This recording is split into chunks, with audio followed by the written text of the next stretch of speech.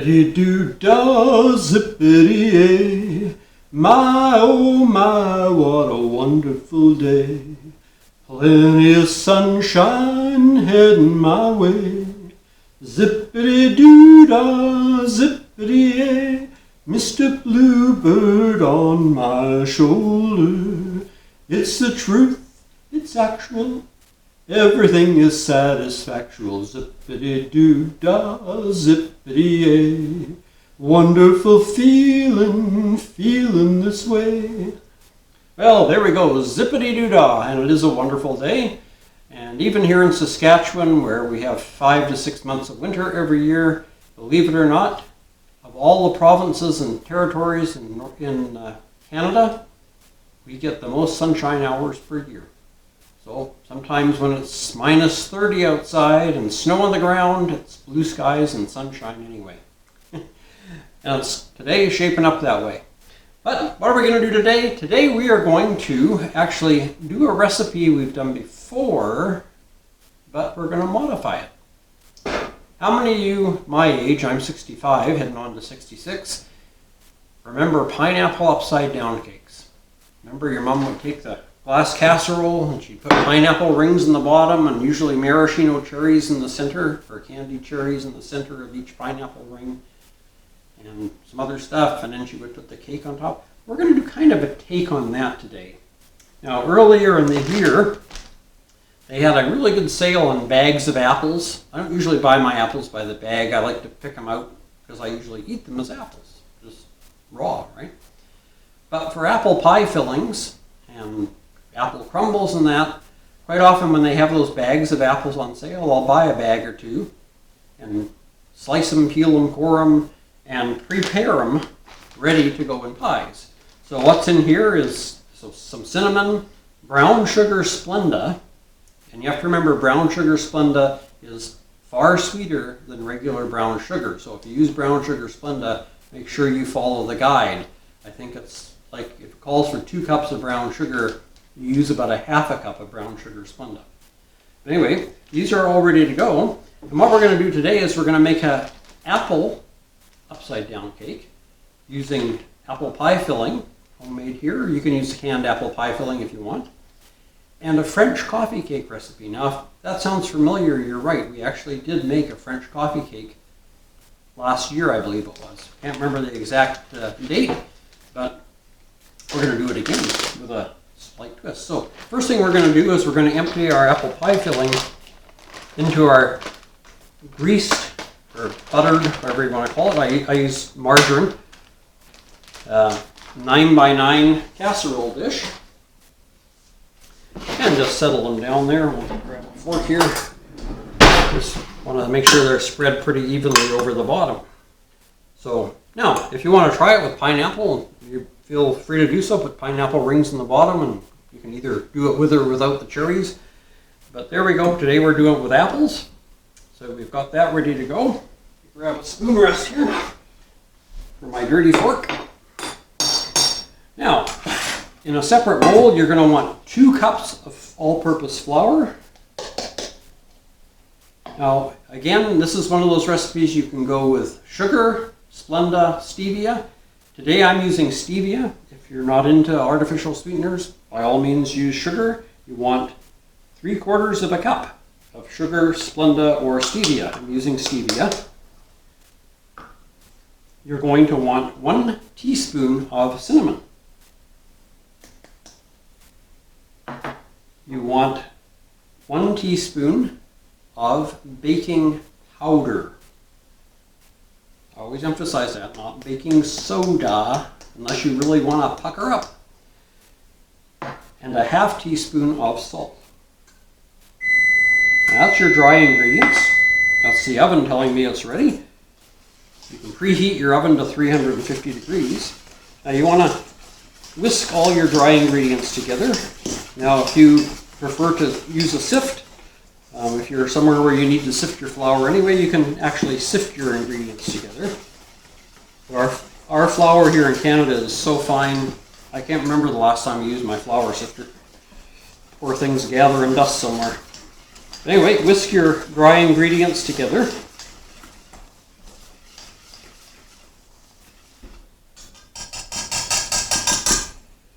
And next you're going to cut in a half cup of butter or margarine. Today I'm using margarine. I usually use butter, but I'm using margarine today. Actually soft margarine at that, which makes it a little easier to cut it in. So anyway, get your margarine into the bowl.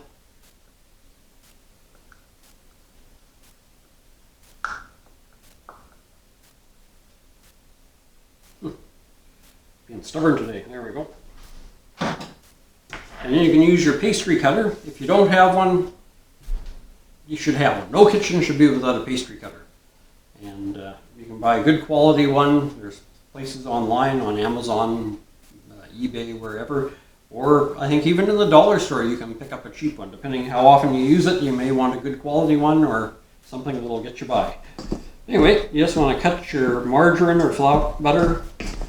You could also use shortening for this, but I prefer to use butter or margarine. This gives a richer flavor. But whichever you use, 3/4 of a cup, and cut it into the... I'm sorry, it's a half a cup. Take that back. Cut it into the flour mixture, into your dry ingredients, and you want to do that until you get fine crumbs. Tell you what, I'm going to bring the camera over here so you can have a closer look, all right? So like I said, we're going to cut this into fine crumbs. Get that flour worked in there. I don't think I've mentioned it this year since I've been back on the air, but the one thing I always stress when you're working in the kitchen, doing food preparation or anything else, wash your hands. I did. You didn't see me do it. I don't know if I think everybody knows how to wash their hands. You can do that sing happy birthday, or I think there's a few other little tricks as to how long you should wash them. But especially right now with this COVID situation going on and all that. But anytime you should wash your hands. There's usually some kind of germ floating around, flu bugs or something, so wash your hands. Okay, so you just want to really cut that in well. You can see it's making kind of a crummy looking mess. There we go. Once you got that cut in, then we're going to grab our other 2 wet ingredients.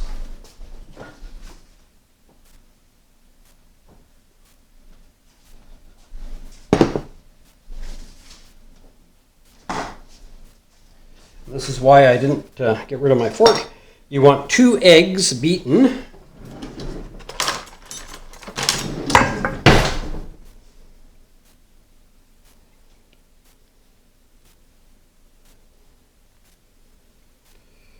This feels a little awkward because I'm a right-handed person and I'm doing this left-handed, but we'll manage. So 2 eggs beaten, and you want 1 cup, no, I take that back, you want 3/4 of a cup of milk. Now you can use whole milk, 1% milk, 2% milk. I wouldn't recommend using skim milk. This is 1%, which is what we usually have in the house. If you want it to be richer, you could even go with half and half or cream. But it would make for a really rich coffee cake. And then we're just going to mix that in to make a dough. So just get that whisked in there really well.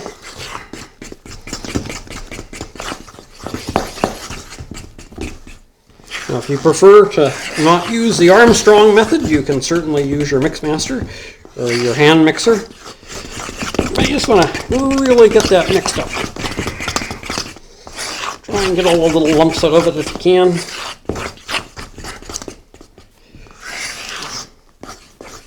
Now what I'm going to do is I'm going to add to that, even though the recipe doesn't call for it, I'm going to add some chopped pecans. So probably, say a half a cup. Mix them in there.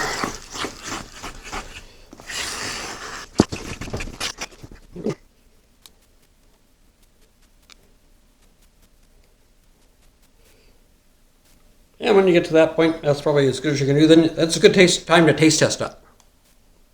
That's good. Just don't use that fork again. And now what we're going to do is we're going to put our cake mix over top of our apples.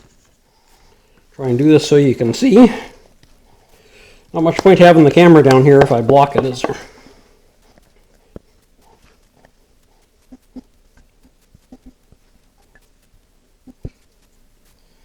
Alrighty, and then just want to spread that around evenly on top. Like I say, this is a 9x9 casserole. You want to coat it with margarine or butter beforehand. I guess you could oil it if you want. I find the butter or margarine sticks to the sides better, so that's what I usually use. But just something so that you don't have a sticky problem at the end when you want to take it out to serve. Just try and get it relatively level over the top.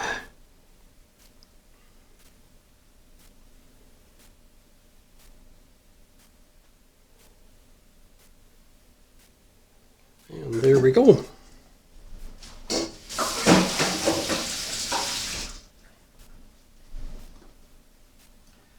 Now, if you want, you could sprinkle a little sugar and cinnamon over the top of that, or fancy it up however you want, but I'm going to cook mine just like that.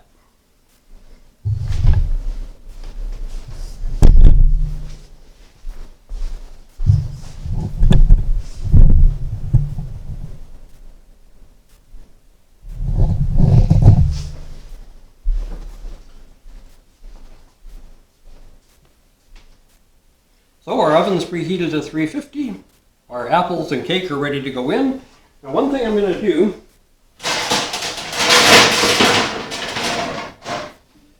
is I'm going to put a cookie sheet underneath it just in case it boils over. It just saves a mess in the oven. It's easier to clean the cookie sheet than it is the oven. So let's get this in the oven.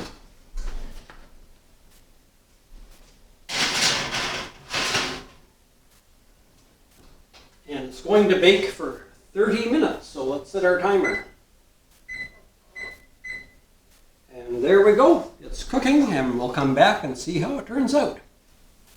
Zippity-doo-dah, zippity, my oh my, what a wonderful day. Plenty of sunshine heading my way. Wonderful feeling, wonderful day. Mr. Bluebird on my shoulder. It's the truth, it's factual, everything is satisfactual. Well, let's see if everything's satisfactual. We're going to use our little probe and we'll stick it into the cake and see if it comes out clean. Not quite. We're going to give it about another 5 minutes.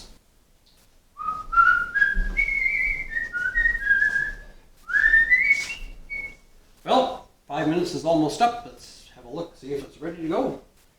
We're down to 10 seconds, so we can do the NASA countdown and have liftoff in just a moment. If you don't have one of these little tester probes, most hobby stores that carry cake making supplies would have them. Michael's, Hobby Lobby, those places. You can pick one up. They're a handy thing to have, otherwise just use a toothpick. And out it comes clean. So she's ready. Turn off our oven.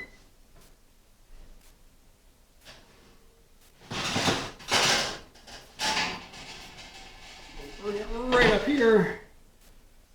Take the cookie sheet out.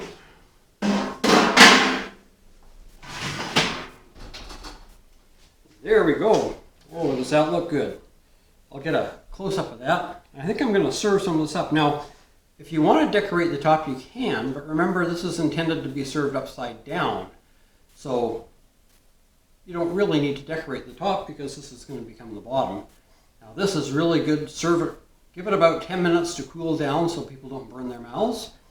Serve it in a bowl, put a nice dollop of ice cream on top or some whipped cream, and oh, fantastic dessert. Well, I hope you've enjoyed today's recipe. At the end, I'll put my recipe for the sliced apple preparation, so you can do that ahead if you want. I just keep bags of it about or is it a cup or 2 cups? 2 cups in a bag, that's what it is. 2 cups per bag, and I do them up and put them in the freezer. And then whenever I need apple pie filling or apple crisp or apple upside down cake, I just pull a bag out and stick it in the sink. And usually in about an hour, it's hour to 2 hours, depending on how warm your house is, it's thawed out enough to use. So anyway, hope you've enjoyed today's recipe, and I'll give it a try. Your family, I'm sure, will love it. But until next Friday, when we have probably a story, take care, stay safe, and God bless.